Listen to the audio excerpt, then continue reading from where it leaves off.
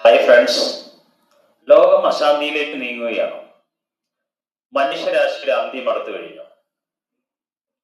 പരസ്പരം യുദ്ധത്തിലേർപ്പെടുന്ന ലോകരാഷ്ട്രങ്ങൾ മനുഷ്യരാശിക്ക് ആകമാനം ഭീഷണിയായി തീരുന്നുണ്ടോ? റഷ്യയും ഉക്രൈനും ഒരു വശത്ത് ഏറ്റുമുട്ടുന്നു. 3 വർഷത്തിലധികമായി ആ യുദ്ധം അവസാനിച്ചിട്ടില്ല. ലേറ്റസ്റ്റ് റിപ്പോർട്ടുകൾ പറയുന്നത് റഷ്യ ആണവായുധ പ്രകടശേഷിയുള്ള മിസൈലുകൾ ഉക്രൈനിലേക്ക് വർഷിച്ചു എന്നാണ്. ഇറാനിൽ അവിടുത്തെ ജനങ്ങളും ഭരണകൂടവും തമ്മിൽ ഏറ്റുമുട്ടുന്നു. നമ്മുടെ അയൽരാജ്യങ്ങളായ പാകിസ്ഥാനിലും ബംഗ്ലാദേശിലും എന്താണ് നടന്നുകൊണ്ടിരിക്കുന്നത് ഇപ്പോൾ? നേപ്പാളിലും ശ്രീലങ്കയിലും സംഭവിച്ചു നാം കണ്ടു കഴിഞ്ഞിരിക്കുന്നു. ആഫ്രിക്കയിലെ ഗോത്ര വിഭാഗങ്ങൾ തമ്മിലും അതുപോലെ ചില രാജ്യങ്ങൾ തമ്മിലും ഏറ്റുമുട്ടുന്നു. ഈ അടുത്ത സമയത്ത് വെനീസ്വലയിൽ അമേരിക്ക കടന്നു കയറുകയും അധികാരം പിടിച്ചെടുക്കാൻ ശ്രമിക്കുകയും ചെയ്തിരിക്കുന്നു. ഒരു വശത്ത് അമേരിക്ക ഈ ലോകരാഷ്ട്രങ്ങളിലെ ഭരണകൂടങ്ങളെ മുഴുവൻ തന്നെ ദുർബലമാക്കാനുള്ള ശ്രമങ്ങൾ നടത്തുന്നു. ചില രാജ്യങ്ങളിലെങ്കിലും അവിടുത്തെ ജനതയെ അവിടുത്തെ ഭരണകൂടങ്ങൾ വീർപ്പ് മുട്ടിച്ചുകൊണ്ടിരിക്കുന്നു. ഈ ലോകത്ത് ഏതെങ്കിലും ഒരു കോണിൽ നടക്കുന്ന ആഭ്യന്തര സംഘർഷമോ അല്ലെങ്കിൽ രണ്ട് രാജ്യങ്ങൾ തമ്മിൽ നടക്കുന്ന യുദ്ധമോ മറ്റേതെങ്കിലും കോണിലുള്ള രാജ്യങ്ങളെയോ ജനതയെയോ ബാധിക്കില്ലേ? എന്തുകൊണ്ടാണ് മനുഷ്യർ ഈ യുദ്ധത്തിൽ ഏർപ്പെടുന്നത്? പ്രത്യയശാസ്ത്രങ്ങളുടെ പേരിലായാലും ഭൂവിസ്തൃതിയുടെ പേരിലായാലും എന്തിനാണ് രാജ്യങ്ങൾ ഇങ്ങനെ പരസ്പരം പോരടിക്കുന്നത്? നിർജീവമായിട്ടുള്ള ഐക്യരാഷ്ട്ര സംഘടന എന്താണ് അങ്ങനെയുള്ള ഒരു സംഘടനയുടെ പ്രസക്തി? രണ്ട് രാജ്യങ്ങൾ തമ്മിൽ ഏറ്റുമുട്ടി കഴിഞ്ഞാൽ ആ സംഘടനയ്ക്ക് എന്തെങ്കിലും ചെയ്യാൻ സാധിക്കുമോ?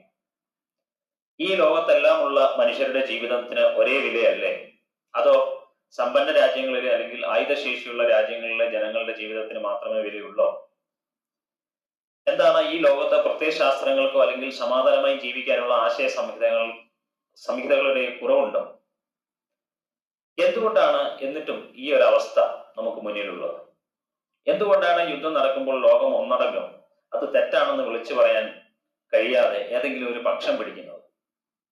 വാസ്തവത്തിൽ നമ്മുടെ നൈതികമായിട്ടുള്ള ജീവിതക്രമം നഷ്ടപ്പെട്ടു പോയിക്കൊണ്ടിരിക്കുകയാണ്.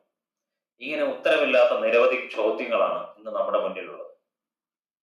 ഒരു വശത്ത് ഒന്നും നേടാനാവാതെ യുദ്ധങ്ങളുടെയും ആഭ്യന്തര കലാപങ്ങളുടെയും മറ്റും പേരിൽ ജീവിതം ഈ ഭൂമിയിൽ ഹോമിച്ച് നിഷ്കാസിതരാകുന്ന ഒരു ജനവിഭാഗം, മഹാഭൂരിപക്ഷവും ആ വിഭാഗത്തിലാണ്. മറുവശത്ത് പ്രബലരായ ഒരു വിഭാഗം. ഇങ്ങനെയുള്ള ഈ അവസ്ഥയിൽ മനുഷ്യരാശിക്ക് എവിടെയാണ് ഒരു സോഴ്സ് അല്ലെങ്കിൽ ഒരു പ്രതീക്ഷ? ഈ പ്രതീക്ഷ നമുക്ക് എവിടെ നിന്ന് ലഭിക്കും? ഈ പ്രതീക്ഷയുടെ ഉത്തരം തേടി നാം ഓരോരുത്തരും സഞ്ചരിക്കേണ്ടതുണ്ട്. ലോകത്തിന്റെ ചരിത്രം അതാണ് പറയുന്നത്. എഡ്വേർഡ് ആർണോൾ എഴുതിയ ദ ലൈറ്റ് ഓഫ് ഏഷ്യ എന്ന് പറയുന്ന ഒരു പുസ്തകമുണ്ട്. ബുദ്ധന്റെ ജീവിതമാണ്. ബുദ്ധൻ ഈ ലോകത്തിന്റെ പ്രകാശം പരത്തുക മാത്രമല്ല, തികച്ചും സമാധാനപരമായ ജീവിതത്തിന് ഒരു വഴി തുറന്നു വെക്കുകയും ചെയ്തു. പക്ഷേ ബുദ്ധന്റെ അനുയായികൾ പോലും അല്ലെങ്കിൽ ബുദ്ധിസം പോലും ഇന്ന് തകർച്ചയെ നേരിട്ടുകൊണ്ടിരിക്കുകയാണ്. ആയുധങ്ങൾ വാങ്ങിക്കൂട്ടുന്നതിൽ, പടക്കോപ്പുകൾ വാങ്ങിക്കൂട്ടാനായിട്ട് രാജ്യത്തിന്റെ വരുമാനം മുഴുവൻ ചെലവഴിക്കുന്ന അവസ്ഥയിലേക്ക് പല രാജ്യങ്ങളും വന്നെത്തിയിരിക്കുകയാണ്. ആണവായുധ ശേഷിയുള്ള രാജ്യങ്ങൾ അവര് മറ്റു രാജ്യങ്ങളെ ആക്രമിക്കാനായിട്ട് കോപ്പ് കൂട്ടുന്നു. ഇനി അതില്ലാത്ത രാജ്യങ്ങൾ ആണവായുധ ശേഷിയുള്ള ചില രാജ്യങ്ങളുമായി സഖ്യത്തിൽ ഏർപ്പെട്ടുകൊണ്ട് തികച്ചും വ്യക്തമായ ഒരു കാരണവുമില്ലാതെ അധിനിവേശത്തിന്റെ ഭാഗമായിട്ട് അയൽ രാജ്യങ്ങളെ ആക്രമിക്കുന്നു. എന്തായി തീരും ഈ മനുഷ്യരാശിയുടെ ഗതിയെന്ന് നമുക്ക് ആർക്കും തന്നെ അറിയില്ല.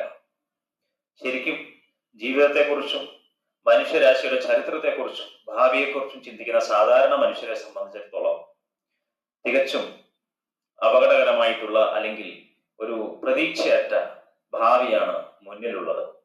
ആ ഭാവിയിലേക്ക് നോക്കി നമുക്ക് വെറുതെ നിന്നാൽ മതിയോ? അതോ ആ ഭാവി ശോഭനമാക്കാനായിട്ട് എന്തെങ്കിലും ഉപായങ്ങൾ തേടേണ്ടേ? ഇതാണ് ഇന്നത്തെ വിഷയം. നന്ദി, നമസ്കാരം.